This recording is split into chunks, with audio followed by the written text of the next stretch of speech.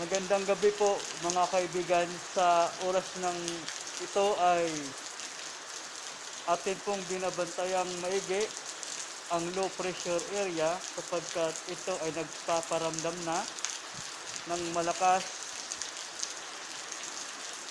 at malamig na hangin at ulan.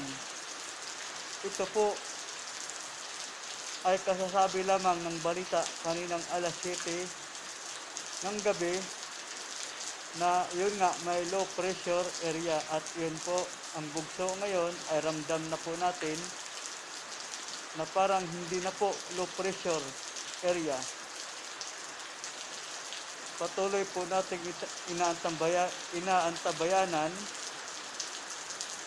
ang iba pang balita tungkol sa low pressure area na ito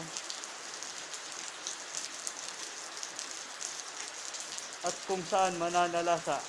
Salamat po sa inyong panonood. Magandang gabi at ingat-ingat po tayo.